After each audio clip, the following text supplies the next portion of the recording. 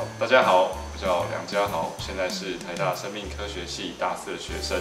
那很高兴呢，今天呢能够在这边呢为大家介绍生命科学系。那可能过去呢，大家在这个报章杂志啊，或者是网络媒体啊，会听到，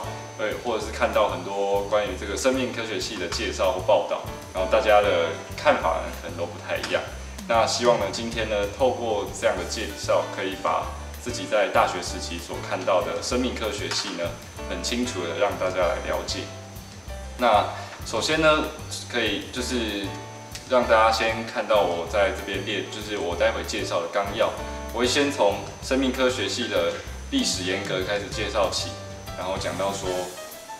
这个科系呢，主要学习的内容。之后呢，会介绍到这个科系跟其他3类科系呢有什么样不一样的地方。然后再讲到说，实际上到了大学的时候，修课的内容会是什么？最后呢，会概略性的讲到毕业之后呢，我们会往哪个方向来去发展。那首先呢，这个生命科学系呢，它是从美国呢一开始所谓的 life science 这个单字所翻译过来的。那为什么要用这个单字，或者说为什么不直接叫 biology 生物呢？那原因是因为如果只是叫生物系的话，那这些就是科学家这些学者们认为说，那它会界定了这个所谓生命现象的范畴，因为其实应该包含着不只是生物，还有物理、化学以及数学相关这些基础的这些学科的一些领域，应该是合并在一起的。所以说，他们就是用了这个所谓生命科学系的单字。那我们呢，在这个我们都会简称它叫生科。那首先呢，是从民国80年呢，由清大开始首先创立了生命科学系。那后来呢，就是各个综合，不管是综合大学还是医学大学都开始创立了这个生命科学系。但是当然会因为每个大学它本身的性质，还有它本身过去还有所有的这个资源呢，可能在每一所大学之间呢，还是具有一些差异，或者说比较可能设定的一些方向。那像在台大的话，因为过去就有所谓的动物系、有植物系，也有其他生物相关的研究所。那后来因为在这个浪潮之下呢，所以呢就合并起来，就叫做生命科学院。之后呢，想要跟大家介绍的是，那生科系到底主要学习的内容是什么呢？其实呢，它是一个基础学科的这个学科的学习。那它要学习的内容就是，我要去探讨生物现象或生命现象，它产生这个现象背后的原因，或者说它的原理到底是什么。所以它可以包含的范畴呢是非常广的，或者说我们可以从它的研究尺度呢，从非常小的细胞，或者说到细胞以下它的这个分子的传递，那到个体的层次，甚至是到整个生态圈的变化，都是在这个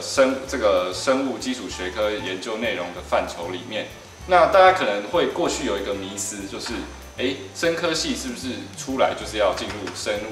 生物的这种生技医疗产业呢？其实这个科系成立的宗旨并不是这样的，而是呢，他希望呢能够去培养出一个可以在生物的这个领域呢，碰到这个生命现象啊，或者说生物的一些问题的时候，我怎么样有一个独立思考的方法，然后呢去导出它形成的原因或是原理。所以很重要的就是，并不是要培养一个生物医疗人才，而是呢成为一个所谓生物的科学家。那对于高中生呢，可能就会就是有一个很大的疑问啦，就是生科系跟其他3类的科系到底有什么样不一样的地方？可以先从一个方向去思考，就是所谓的基础科学跟这个应用科学的差异。那基础科学就像刚刚讲的，它是针对一个现象，我去探讨它背后的形成的原因或原理。那应用科学呢，它就比较所谓的针对性，也就是说，我有一个可能碰到了生物的问题，那我想要去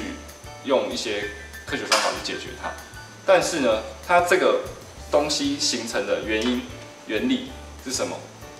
基本上呢，我可以不要知道。那所以说，像生科系呢，它就是属于基础科学的这样的范畴，所以它可以包含的范围非常的广。那可以从就像刚刚讲的，各式各样的生物的材料都是可以去研究的对象，然后它包含的议题也相对的会比较广。那但是呢，这个应用科学呢就比较不太一样，它呢会比较就像刚刚讲的很针对性嘛，所以说用的生物的研究的对象啊，或者说它的探讨的议题就会比较针对。那我在这个 PPT 里面呢有详细的有稍微列出几个例子，像是医学院的话，它的这个重点呢就会 focus 在人体身上。那当然它的研究对象可能也还是有各式各样的模式生物。可是呢，它最终呢的探讨的这个问题的出发点呢，都会是因为去探讨人体的一些的议题啊，然后来去设计这个研究的方向。那下面还有讲到园艺系啊，那它的主要的研究的方向呢，就是在这个蔬果花卉。那农艺系呢，它的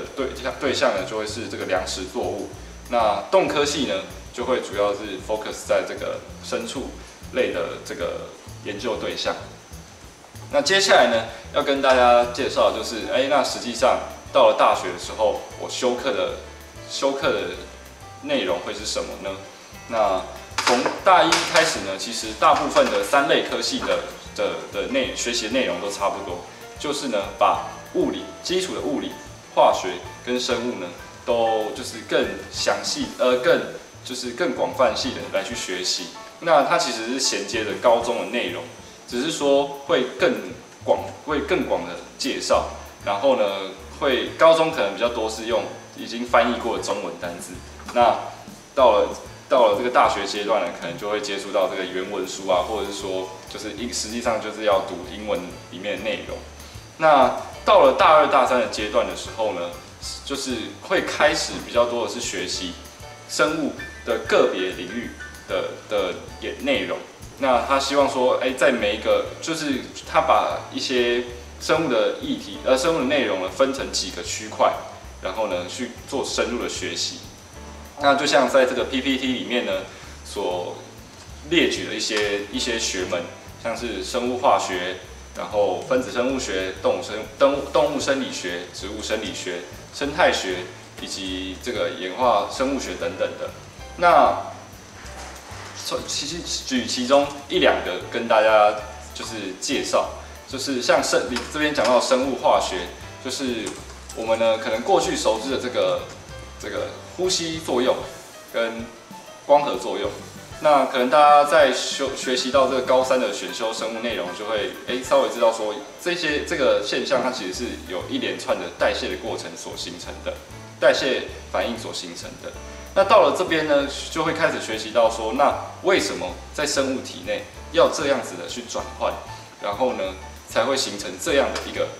现象？那就会透过这样的深入学习去了解。那像这边还有讲到微生物学，可能过去只会知道说，微生物可能就是像指的是细菌啊，或是一些真菌类啊，或者是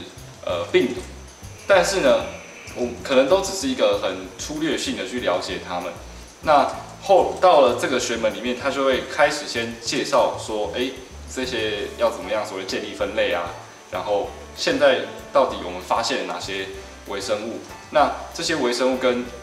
各式各样生物之间的关系是什么？还有我们可以应用在什么样的地方？他就会很深入的去学习这些内容。但是大家要记得是，就是在生科系的话，因为它是学习这个生命科学的这个基础的研究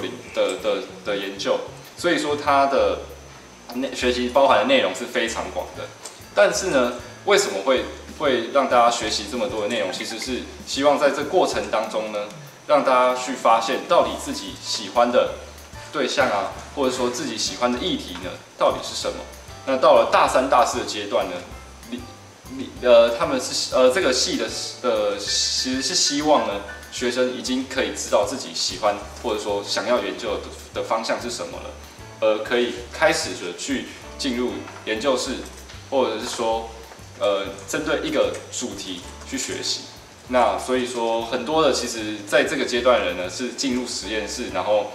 去从这个实验室呢，去跟着某一个教授，然后去针对这个议题呢，学习如何思考，然后一些研究方法，甚至实际上实验的方法是什么，都会是在这个过程当中得到经验的。那当然，因为在这个阶段，其实要开始学习如何读懂一篇论文，那甚至是呢，我要有能力呢，可以在台上把这样的论文很好的介绍。所以说，到大3、大4阶段呢，会是以这样的学习的模式呢，然后来去进行这个修课的。那最后呢，就是跟大家稍微介绍一下，那之后在这个系毕业之后，或者说大学毕业之后呢，会往什么样的方向？那其实当然就是主要分2个部分。第一个是所谓的研究，那研究其实大部分人其实就是会继续的，就是申请国内外的这个研究所，然后去学习，然后就像刚刚讲的，会是针对一个方向、一个领域，然后去做更深入的学习。那也有会是就是透过国家考试的方式呢，进入到公部门服务。那第2个部分呢，就是进入所谓的产业界，也就是大家熟知的生技医疗产业。那透过过去的学习过这些生物的一些基础的学习呢，然后去了解到说，我实际上碰到产业界的这些问题，我有没有办法用我曾经所学的这些去解决它？对，那其实我的这个生命科学系的这个介绍呢，就大概到这边结束了。那其实很感谢大家能够这样子来聆听这个我所介绍的这些内容。那因为其实就像刚刚开头讲的，其实很多人呢可能会有对于生科系啊，会有一些不太清楚或不了解的地方。那但是很希望呢，真的很希望透过这次所录下的影片呢，能够让大家可以有更全面的了解，到底大学阶段的生命科学系呢会是怎么样的学习。那可以在高中的这个阶段，因为了解的关系呢，而可以做很好这个科系的选择，或是到底自己未来的方向应该要怎么样的去选择，也都希望能够带给大家帮助。好，谢谢大家。